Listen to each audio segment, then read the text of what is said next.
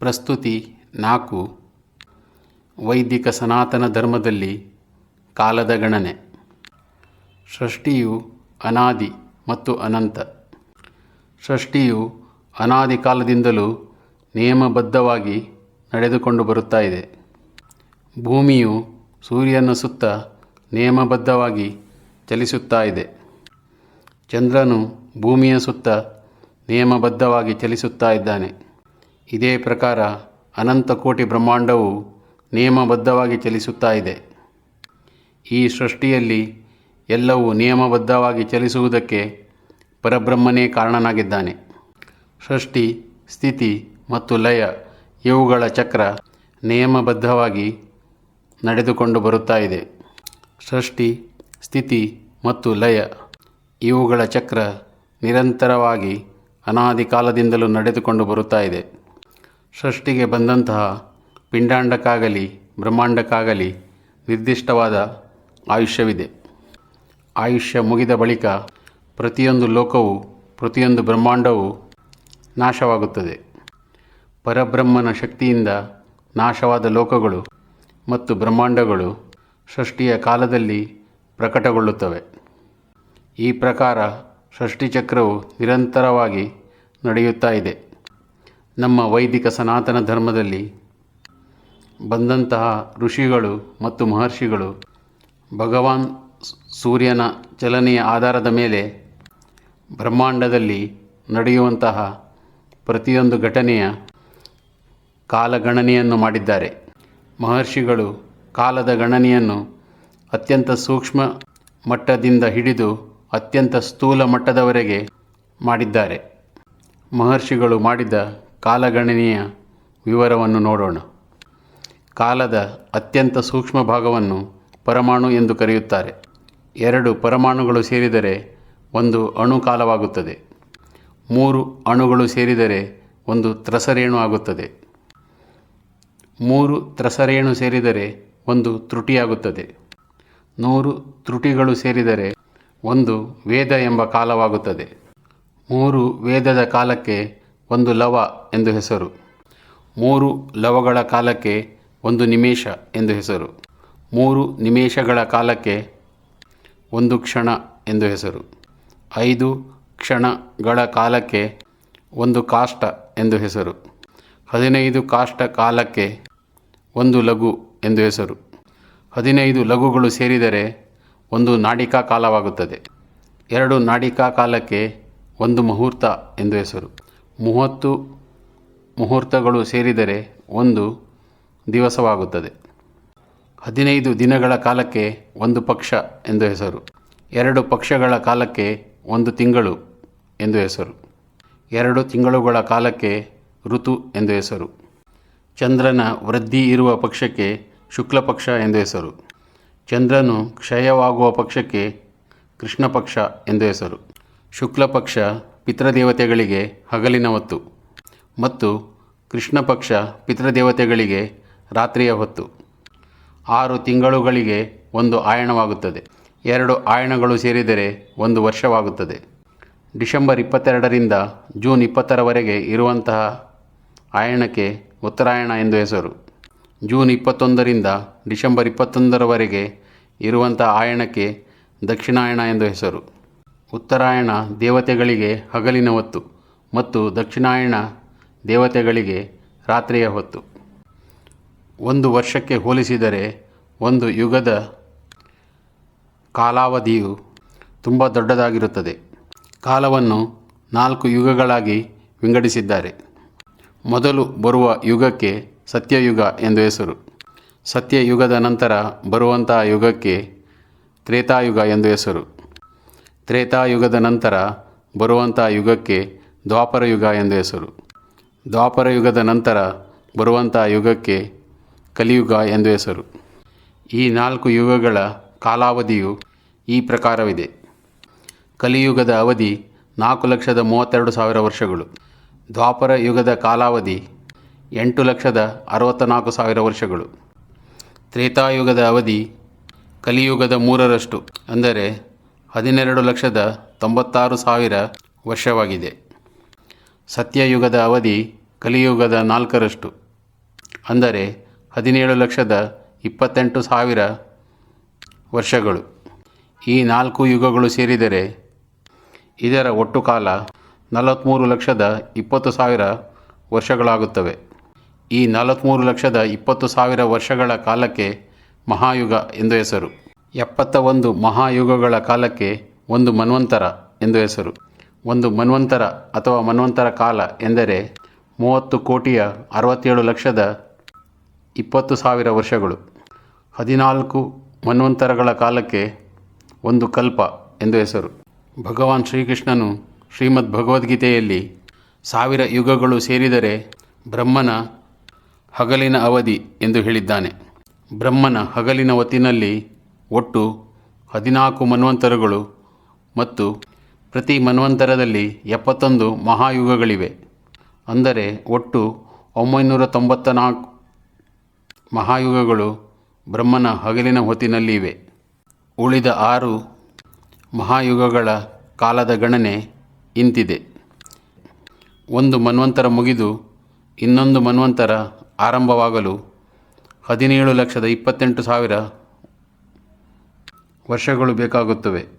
ಹೀಗೆ ಎಲ್ಲ ಮನ್ವಂತರಗಳ ನಡುವಿನ ಅಂತರವನ್ನು ಕೂಡಿಸಿದಾಗ ಇದು 6 ಮಹಾಯುಗಗಳ ಕಾಲಕ್ಕೆ ಸಮನಾಗುತ್ತದೆ.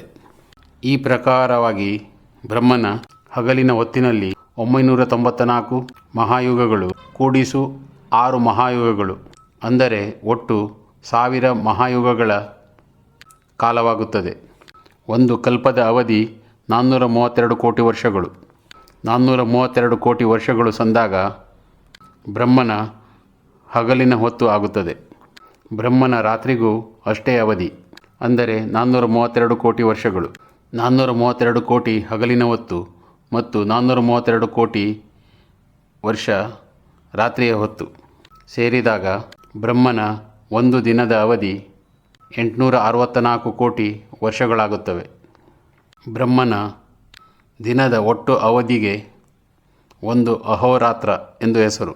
ಬ್ರಹ್ಮನ ಒಟ್ಟು ಆಯುಷ್ಯ 100 ವರ್ಷಗಳು. ಬ್ರಹ್ಮನ ಒಂದು ತಿಂಗಳಲ್ಲಿ 30 ದಿನಗಳಿವೆ. ಒಂದು ವರ್ಷದಲ್ಲಿ 12 ತಿಂಗಳುಗಳಿವೆ. ಹೀಗೆ ಬ್ರಹ್ಮನ ಒಟ್ಟು ಆಯುಷ್ಯ ನೋಡಲು 864 ಗುಣಿಸು 30 ಗುಣಿಸು 12 ಗುಣಿಸು 100 ಮಾಡಬೇಕು. ಹೀಗೆ ಗುಣಿಸಿ ನೋಡಿದಾಗ ಬ್ರಹ್ಮನ ಒಟ್ಟು ಆಯುಷ್ಯ 311.04 ಟ್ರಿಲಿಯನ್ ವರ್ಷಗಳಾಗುತ್ತದೆ, ಅಂದರೆ 311.04 ಟ್ರಿಲಿಯನ್ ಇಯರ್ಸ್. ಬ್ರಹ್ಮನ ಪೂರ್ಣ ಆಯುಷ್ಯ ಕಾಲಕ್ಕೆ ಪರಾಂತ ಕಾಲ ಎಂದು ಹೆಸರು. ಬ್ರಹ್ಮನ ಒಟ್ಟು ಆಯುಷ್ಯದ ಅರ್ಧ ಕಾಲಕ್ಕೆ ಒಂದು ಪರಾರ್ಧ ಎಂದು ಹೆಸರು. ವರ್ತಮಾನ ಸೃಷ್ಟಿಯಲ್ಲಿ ಇರುವ ಬ್ರಹ್ಮನಿಗೆ 50 ವರ್ಷಗಳು ಸಂದಿವೆ.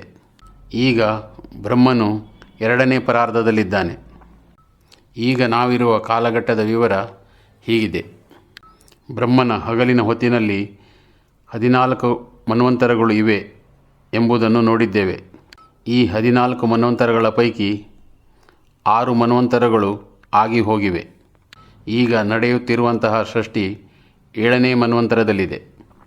ಇದರ ಹೆಸರು ವೈವಸ್ವತ ಮನ್ವಂತರ. ಪ್ರತಿ ಮನ್ವಂತರದಲ್ಲಿ 71 ಮಹಾಯುಗಗಳು ಇವೆ ಎಂಬುದಾಗಿ ನೋಡಿದ್ದೇವೆ. ಈ 71 ಮಹಾಯುಗಗಳ ಪೈಕಿ 27 ಮಹಾಯುಗಗಳು ಆಗಿ ಹೋಗಿವೆ.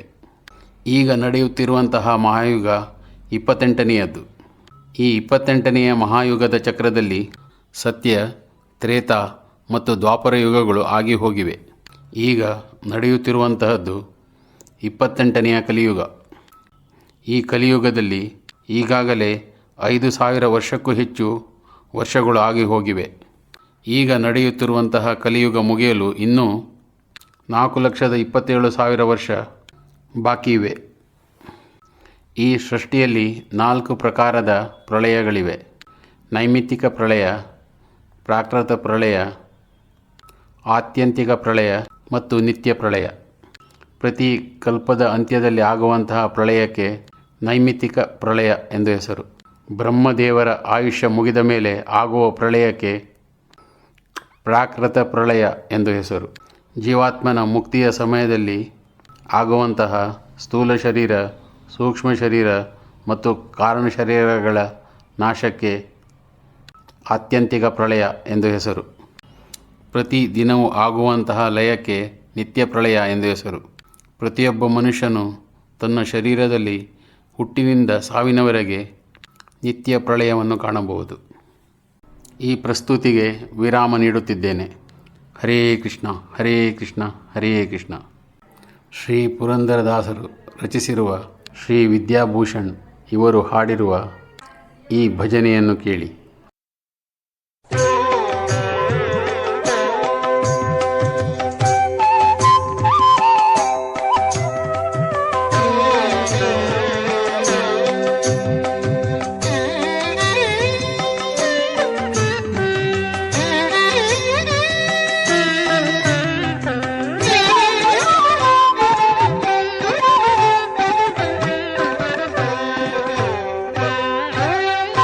सकल ग्रह बल नीने सरसिजाक्ष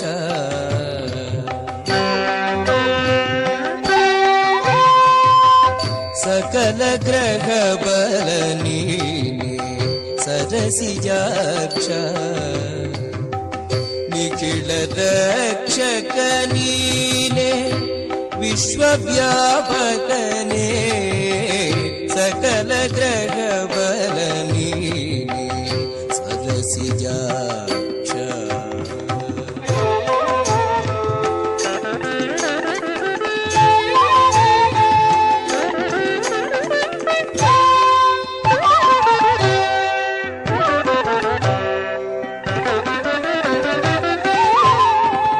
रविचंद्र बुध नीने राहु केतु नीने कवि गुरुवु शनियु मंगळनु नीने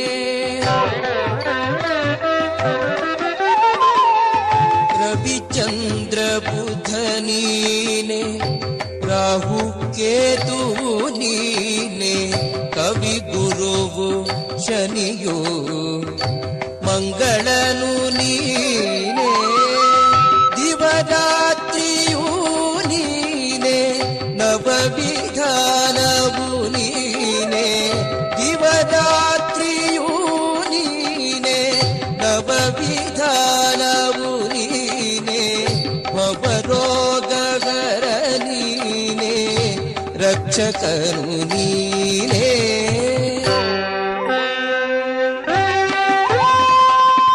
सकल ग्रह बल नीने सरसिजाक्ष निखिल रक्षक नीने विश्वव्यापकने सकल ग्रह बल नीने सरसिजाक्ष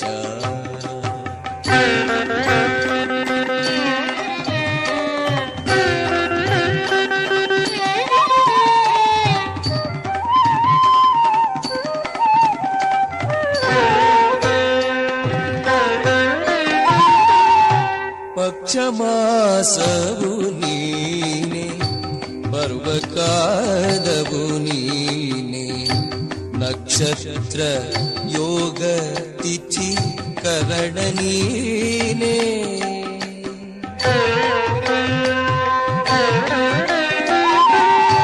पक्षमासवु नीने पर्वकालवु नीने नक्षत्र योग तिथि करण नीने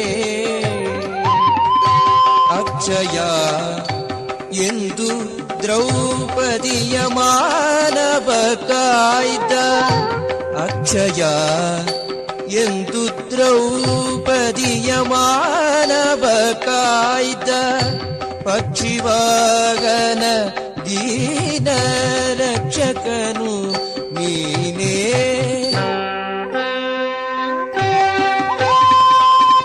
सकल ग्रह बल नीने सरसिजाक्ष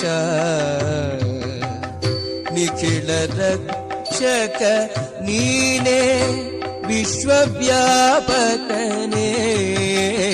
ಸಕಲ ಗ್ರಹಬಲ ನೀನೇ ಸರಸಿಜಾಕ್ಷ.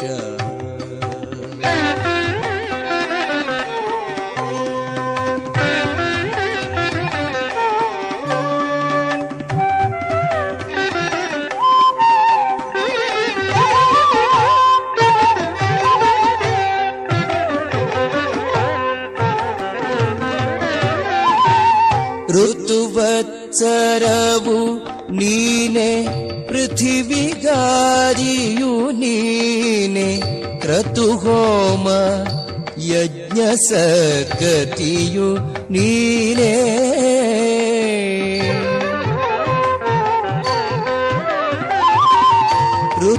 ಋತುವತ್ಸರವು ನೀನೆ ಪೃಥಿವಿಗಾರಿಯು ನೀನೆ ಕ್ರತುಹೋಮ ಯಜ್ಞ ಸದ್ಗತಿಯು ನೀನೇ.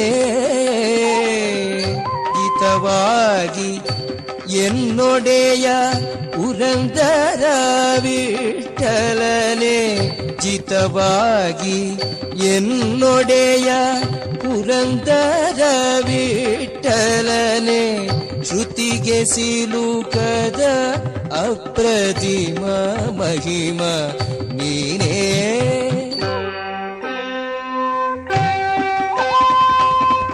ಸಕಲ ಗ್ರಹ ಬಲ ನೀನೇ ಸರಸಿಜಾಕ್ಷ. ನಿಖಿಳ ರಕ್ಷಕ ನೀನೇ ವಿಶ್ವವ್ಯಾಪಕನೇ ಸಕಲ ಗ್ರಹ ಬಲ ನೀನೇ ಸರಸಿಜಾಕ್ಷ.